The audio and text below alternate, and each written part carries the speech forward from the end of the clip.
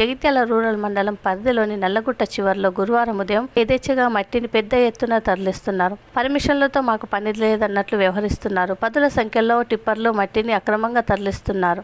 రాత్రి పగలు ఉదయం అని తేడా లేకుండా 24 గంటలు ఈ దందా జోరుగా కొనసాగుతుంది. జేసీబీల ద్వారా గుట్టలను తొలగిస్తున్నారు. జగిత్యాల పట్టణాలతో పరిసర మండల గ్రామాల్లో అమ్ముతున్నారు. ఇంద్రమ్మ ఇండ్లను తరలిస్తున్నామని చెబుతూ ప్రభుత్వ భూముల నుండి అక్రమంగా మట్టిని తవ్వి ప్రైవేట్ ల్యాండ్ల ఫీలింగ్ కు ఉపయోగించుకుంటున్నట్లు సమాచారం. అధికారులు మాత్రం చూసి చూడనట్టు వ్యవహరిస్తున్నారని ప్రజలు గుసగుసలు పెట్టుకుంటున్నారు. వీరికి రాజకీయ నాయకుల, రెవెన్యూ, మైనింగ్ అధికారులు అండదండలతో మట్టి అక్రమంగా తరలిస్తున్నట్లు సమాచారం. పలు అధికారులకు సమాచారం ఇచ్చినా పట్టించుకోకపోవడం, చోద్యం చేస్తున్నట్టు వ్యవహరిస్తున్నారు. స్థానికుల సమాచారం ఇస్తే అవి రెవెన్యూకు సంబంధించినవి కాదు, అటవీ శాఖకు సంబంధించినవని రెవెన్యూ అధికారులు తెలుపుతున్నారు. అటవీ శాఖ అధికారులను అడిగితే రెవెన్యూ వారిని పలు అధికారులు చెబుతున్నారు. అవి అన్ని స్థానిక నాయకులు తెలుపుతున్నారు. ఇప్పటికైనా లారీలను, జేసీబీలను గుర్తించి సీజ్ చేయాలని